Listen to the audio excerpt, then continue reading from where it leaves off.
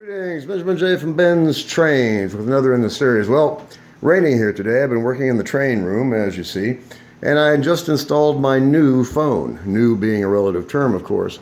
This is an old telephone, rotary dial. It works, of course, and just got this installed. So anyway, need to wire it, and it'll be up and running. So I just want to do a quick video on this. You don't see these anymore, especially in working condition. So let's call Robin when she was 16. 1, 2, 1, 3, 9, 8, 2, 8, 2, 9, 1. I still remember it. That was a long time ago. Anyway, just got it installed, so trying to stay busy. Anyway, an old rotary phone. Like I said, you don't see these things anymore, especially in working condition.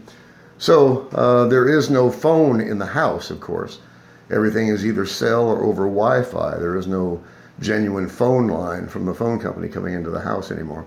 But I should be able to tie this into Wi-Fi or voice over IP. Anyway, I just want to do a quick video on this.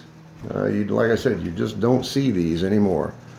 Especially in working condition. This thing's made of wood.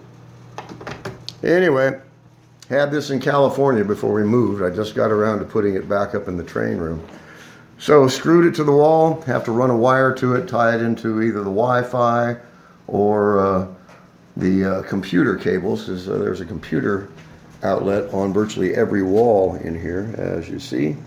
So won't be difficult to hook it up, it's just a matter of doing it.